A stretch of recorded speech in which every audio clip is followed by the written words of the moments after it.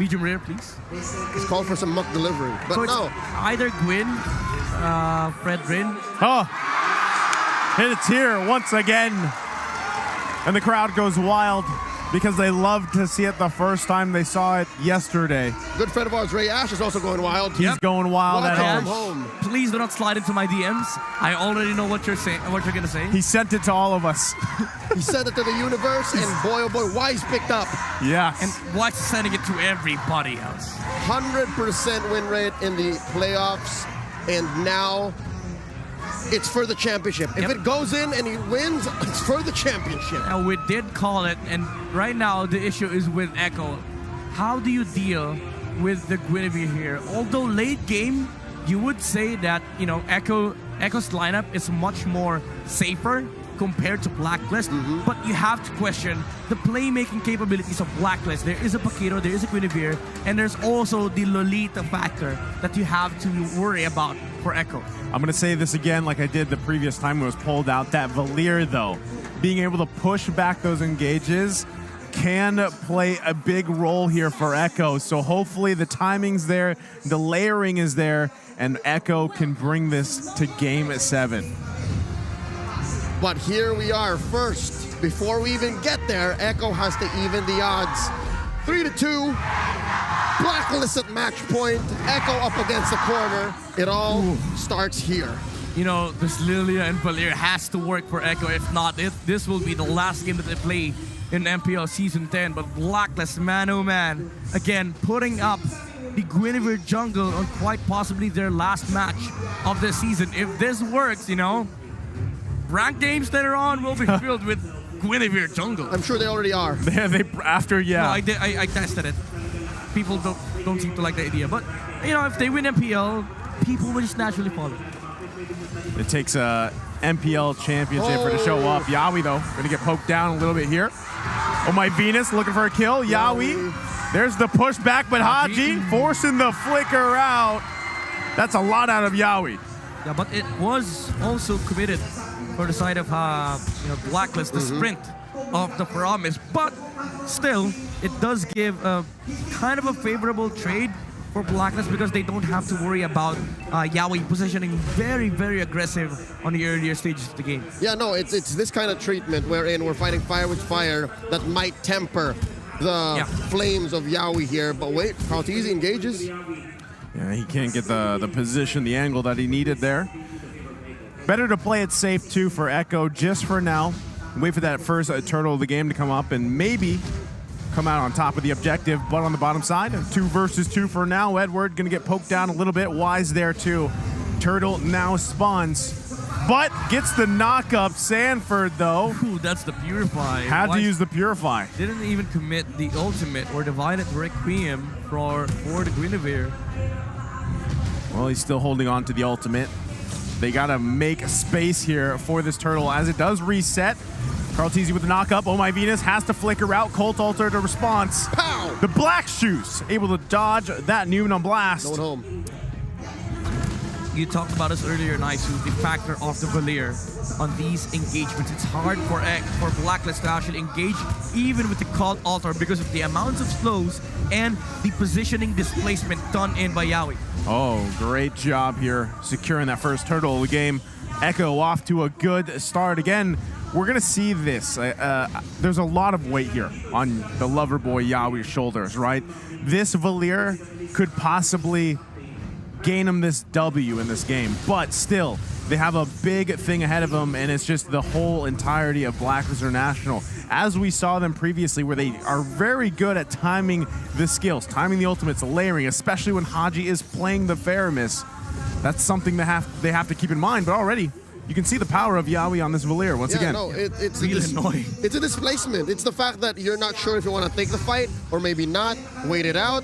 And so far, it's led to Echo having a small lead. And again, scoring that major objective, that turtle in the early. What kind of items are we looking at here, Midnight? What are they going? I think for Wise, you're gearing up for the Guardian's Helmet. Again, more HP, more sustain means more survivability in this fight, and also more damage around the neutral objectives. But the most important item that we can see in this game is the DH's timing of Benecuity. It has been delayed for quite a bit, because the Claude and Melissa matchup needs sort of a band-aid solution for the Claude. He needs physical defense to be able to sustain that lane and be able to farm up on the mid game. So that's why you're seeing a sort of a delay on the DHS pickup on Benny Cutie, but is about to get it in probably around 30 seconds. I mean, not just that, I think it also saves you from a possible knockout combo from Edward. Yeah. So at least that allows Benny to farm up a little more. So that means Echo should be patient, but not be trying to take a fight when it's ready, and not be trying to, again, lean in hard on these objectives as they did on the Turtle. Second Turtle probably is the best timing for Echo, because that is a time where Benny Cutie can fight, and he has either DHS or DHS to skull and staff. They also have, again, the triple loaded Purify, right, which will help them. Second Turtle of the game is now up. Sanji taking the damage, has to use the black shoes, should be fine. Turtle's gonna reset though. Edward getting in position as he finds Yaoi out from the bush. Nuno and Blast gonna land as well. Sanford though, popping the consecration, should be just fine. They're gonna whittle down Oh My Venus a little bit. Wise not able to land the knockup. And right now, Turtle still being worked on here. Blacklist International with the numbers advantage, but Oh My Venus quite low here. Carl Teasy to go in. Wise gets Sanford. Blacklist International just like that, getting an advantage. Edward. Goodness, this Paquito. Zoning him out. They're still going. They're still going. I love the Violent Requiem. Carl Teasy again quite low. Sanji from the backside. Can he help out the team? He's trying his best. Blooms. The heavy spin out already came out. Edward trying to push Carl Teasy back. And that's going to be the Turtle going over to Blacklist International. Look at this. Blacklist is not stopping. Oheb, by the way, almost died on the top lane, but he was able to survive with the Inspire, hitting onto the Claw. So Benny Cutie was able to finish the job, but almost gets the kill onto Edward. Man, Blacklist International just playing on the edge there with their lives a little bit, but still, unfortunately for Echo, can't convert a kill out of it. Blacklist found that small window. We were talking about how Echo should maybe lean hard on into it, especially when Benny Cutie was ready, but I guess they read the situation. Yo, Benny's still farming. Yeah. Benny's not ready. Let's go. Let's do it now. It's the right time to fight for Blacklist International, and it's making it hard. It's making it hard for Echo to fight back because there's a lot of sustain, and there's also a lot of mobility from the heroes of Blacklist. Just the Guinevere alone is annoying enough for Echo to deal with. You have to also think about Edward, Oheb, although Oheb hasn't participated yet, but also the Faramis on these fights. There's a lot in this matchup that might say, yo, Echo is winning, Echo has the better lineup, but the way it's executed, the way Blacklist is using their windows is just speaking the opposite. Now, Just forced like that. to use an early black shoes. Okay, Carl Teasy going in. Sanji, though, I mean, that could have been bad. He could have gone down there, but this is what we're talking about, the layering of abilities from Blacklist International. Yep.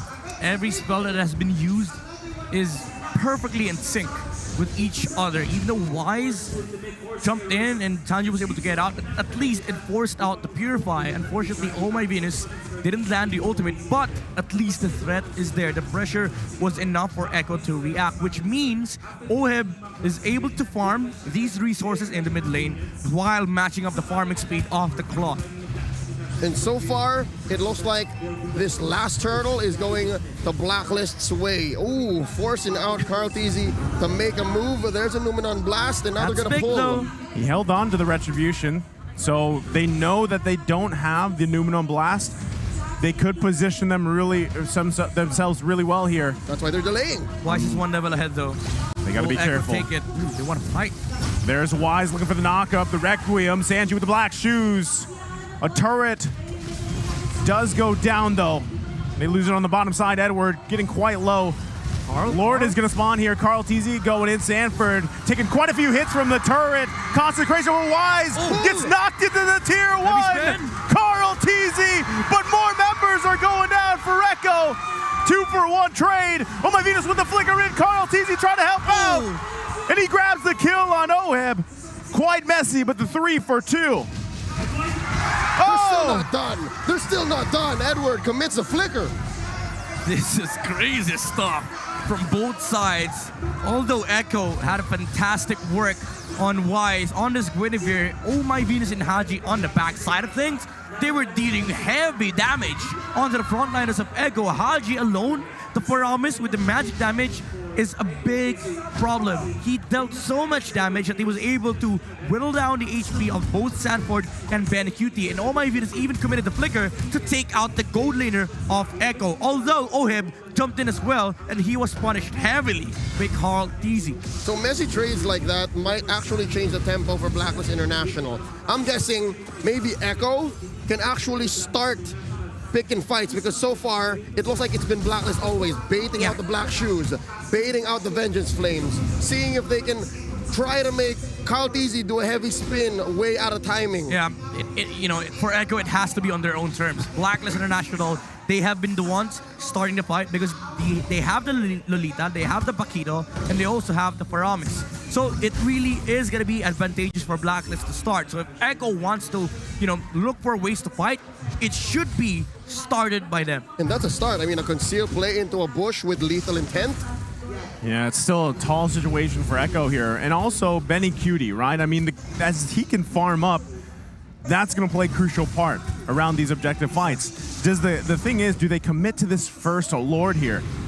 You know, one problem that also, you know, that Echo also has is the fact that it's not that they lack frontliners, but they lack decent re-engage. Like, you know, having Yaoi play the Valir, even though, yes, it's a good answer versus the Paramis, if you are playing aggressively. But Blacklist right now are the ones playing aggressively, and Echo is just reacting defensively, and they cannot even utilize the aggression or the aggressive nature of their own heroes. Yep, the last time we saw Echo leverage the displacement that their heroes had was in the first 5 minutes. Yeah. After that, it's just been Blacklist baiting out all of their ults and waiting for Benecuti. You know, the image is, it should be Echo farming on the side or the jungle of Blacklist.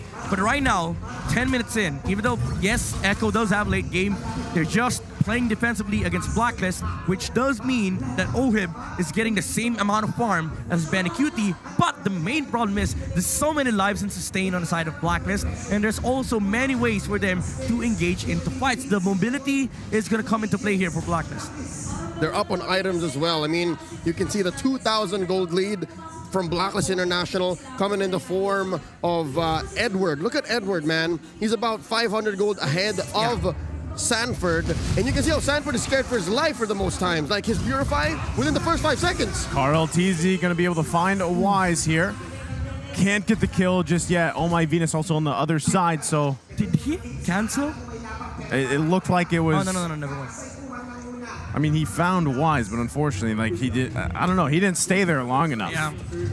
It was like, nah, I don't want to fight. Maybe he got the call that Oh My Venus was there too, so didn't want the team to kind of crunch it down onto that. This is the beauty of having a Paquito versus Uranus. Paquito can do this, and he can follow to the fights as early as possible. Now Uranus has to react. You either, you know, clear the wave, or you follow the Paquito all throughout the map. But this does put Blacklist into the advantage because they will always have a numbers advantage. Yeah, and that's why the lane defense from the side lanes is so much easier.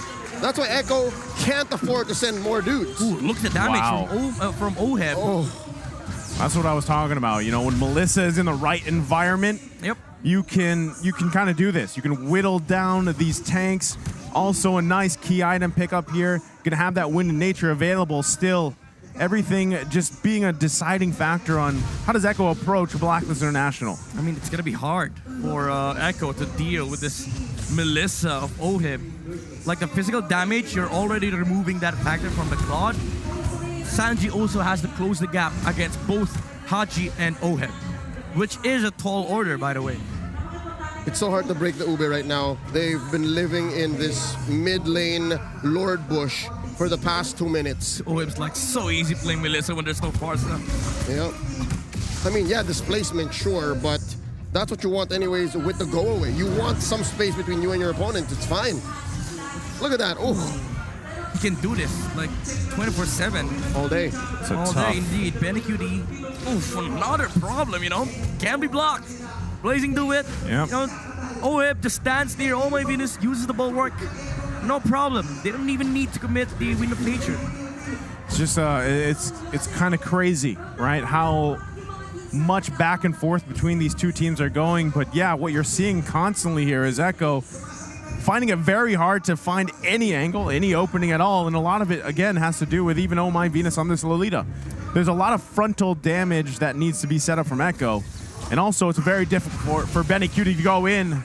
And Wise is also making this very, very hard. He is just standing on the front lines. It's not even farming. It's just a walking vision, walking, CC. If he catches anybody, Blacklist is ready to go for the engage because they have so much mobility on Haji. Oh, Edward. Got the black shoes out just like that, though. That damage was enough, though. If Sanji did not commit the black shoes, would have been, terrible for Echo. There's 4 ways for Blacklist to actually pick a fight, and they're all very scary. Yeah. For Echo, one. There's just one, and you're thinking, like, is it the right time? Are there enough people here? Yeah, this is the case for Echo. For us to have a clear picture as to what will happen. Carltes is standing on the front line. Blacklist engages on him. Panicutie walks over to the back line, uses Blazing Duet, and that's it. But the main problem is there's so much solution and so much stuff from Blacklist International. Bottom lane, though, there's a quick work happening here for Echo. They're trying to kill Edward here. 2 versus 1. Agent Zero going to be just fine. Yawi has to flicker out. Lord going to be worked on here, finally, by Blacklist International. They've had enough. They're saying, you know what? This is a whole lot of nothing we've been doing the past 5 minutes. Let's make something out of this big lead. 3K, and they've committed some key skills. Luminum Blast on Sanji. All of this just lines up. That's exactly what Blacklist International wants to do. Yeah. They're getting these ultimates out of Echo. They don't even care. And they don't care at this point. It's about the Melissa. Your protection to the Melissa is Echo's usage of their abilities. If they don't have ways of engaging onto your gold laner, Blacklist will just have better team fighting ability. Oh, they do get the flicker out of Oh My Venus. But is it going to be enough to actually win this fight? Haji holding on with the Cult Altar. Sanford now joining the party. Can they find a kill? Wise taking a lot of damage. Cult Altar comes out. Edward Balboa gets the kill. Panicutie with the Blazing Duet. No one falls for Blacklist International. Oheb is still at full health.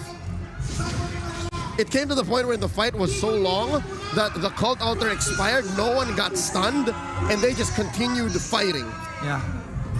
This is really, really hard for Echo. That is the firepower of Blacklist International. But we are seeing the capabilities of the Claude. If they time things right, if Ohib does not have that wind of nature, and if they're able to close that gap, they are able to take out the Melissa. They can do that, but they need to find the right initiation and the right angle against Blacklist. Although Venus is making the move. Sanji with the black shoes.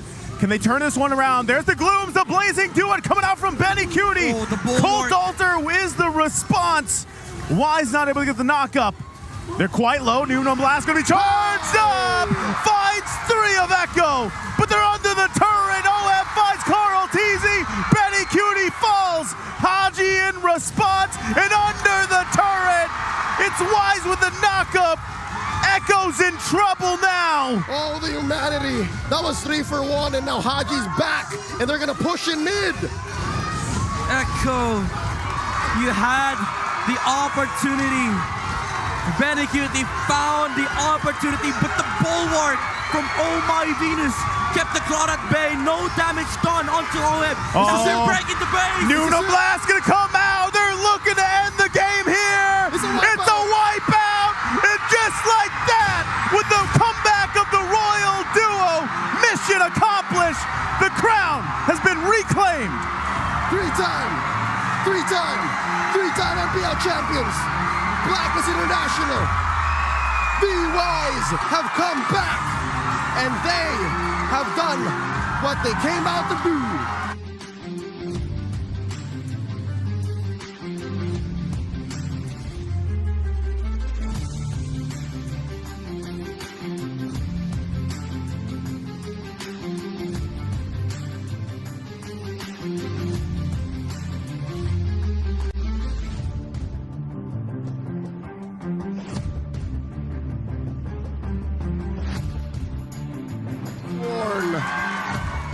That Echo still had it in to defend after 5-6 minutes of just back and forth.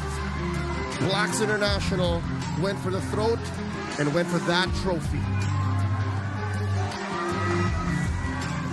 60% grand finals win rate. 3 grand finals for BYs. 3 MPL titles. And now they're also the first team to defend.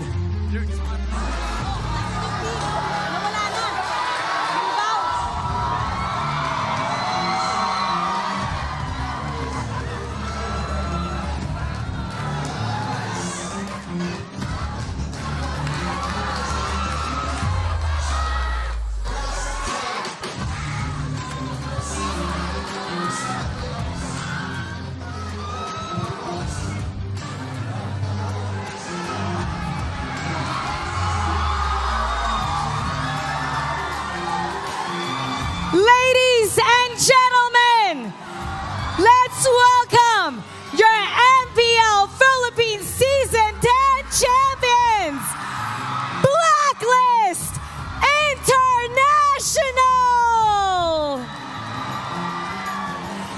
May we call on Mr. Andre Luis Nava of Smart Communications to present the medals to our champion.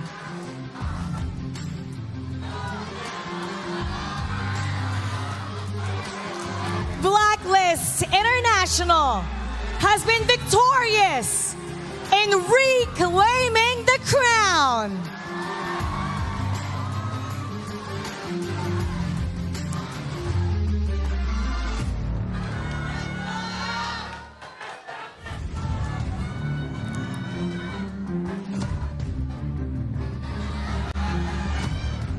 And now our players will be awarded with the medal.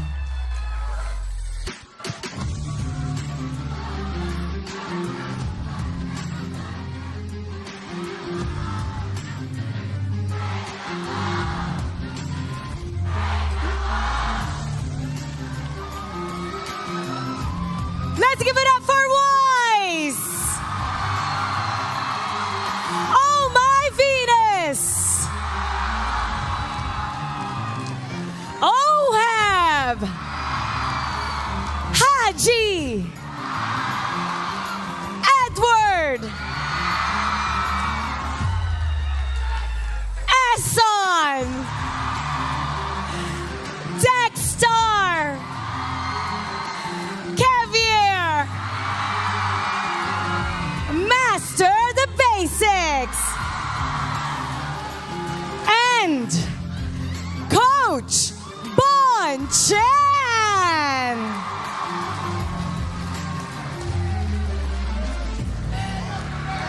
And now, it's time to announce our finals MVP! Who do you think it is? Congratulations to Edward!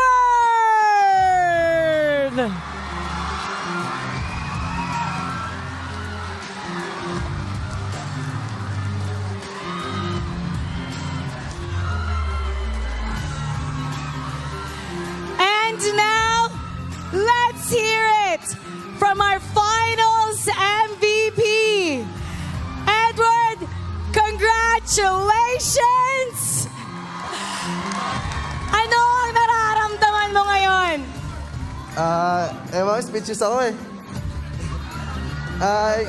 Ina-expect ko talaga si Wise yung MVP para kaming, di ba yung MVP, yung main 5 na MVP. So, hindi ko ina-expect yung ganito. Congratulations, Edward! And now, it's time to reclaim the trophy! Congratulations, Blacklist International! The trophy is all yours to take once again! In 3, 2, 1, congratulations, Blacklist International!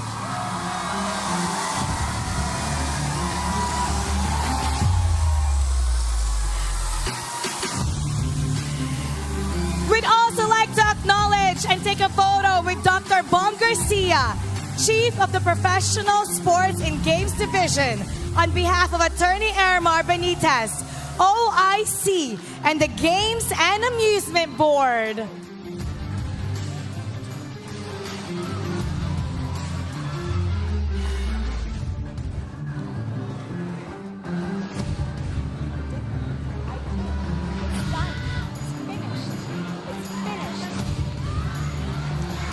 And now, once again, your champion, Blacklist International.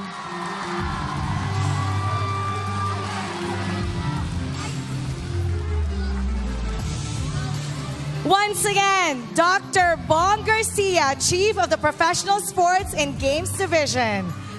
It's time to take a photo.